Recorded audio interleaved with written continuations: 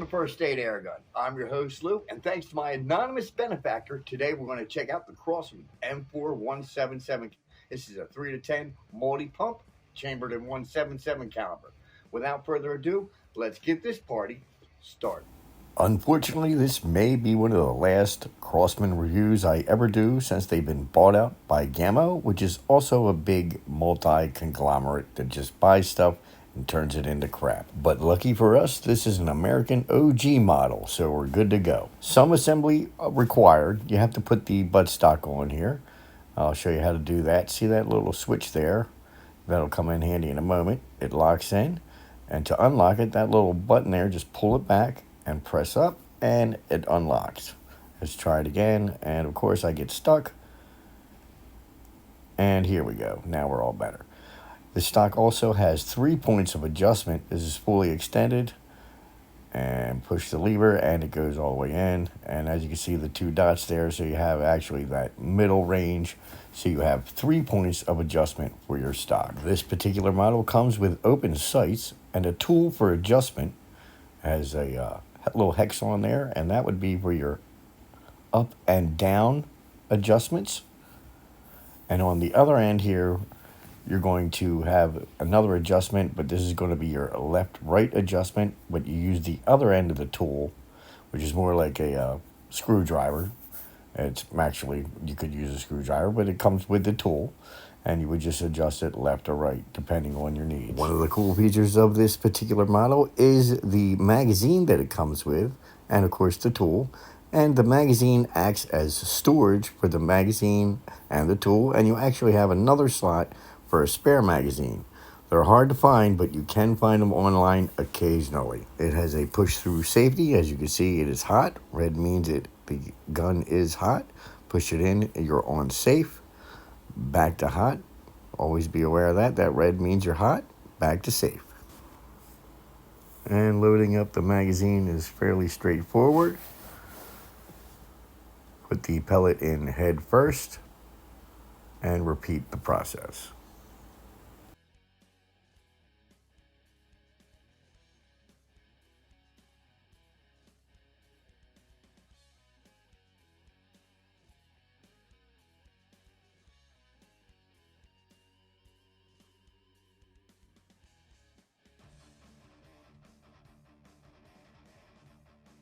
For proper operation, you can pump this up from 3 to 10 times. 1, 2, 3.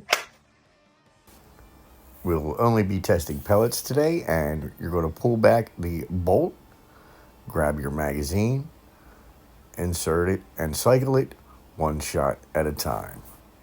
Push the bolt forward, aim in a safe direction, and fire. Gonna show you how to load up the BBs even though we weren't testing them today. Here's the port. Fits about 350 rounds. Close up the port after loading. Move that forward. Shake the gun till the BB chamber fills up. I think it's about 18 shots.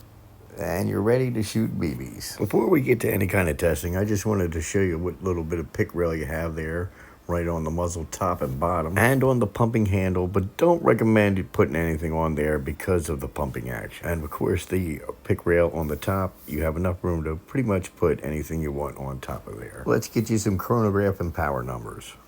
With the 7.4 grain Crosman destroyer, we got almost 2 foot-pounds at 344 feet per second. At 462 feet per second, we're up to 3.51 foot-pounds of muzzle energy. And with 10 pumps, we're up to 6.08 foot-pounds of muzzle energy. Now a 5-shot group at 10 yards.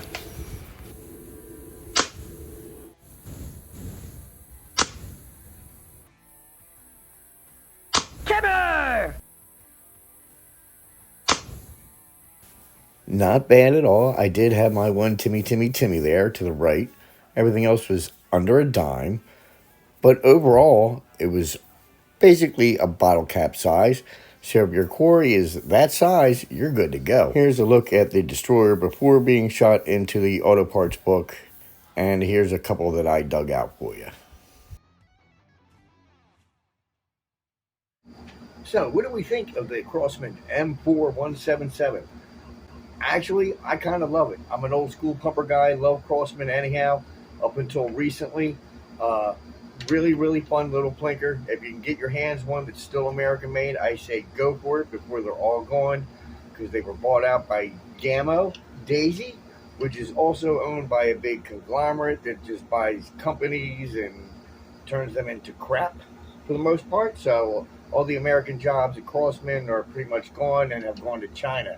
So support the American ones that are made, but after that, that's up to you. That's your call.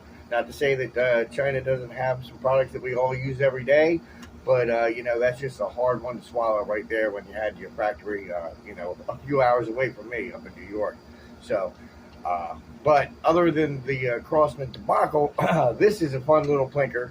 Get your hands on one if you can before they're all gone. Maybe we'll do a Chinese review one in the future, do a comparison, do a long last comparison. Anyway, that's what I got for you today. Everybody stay safe, and I'll catch you all next time.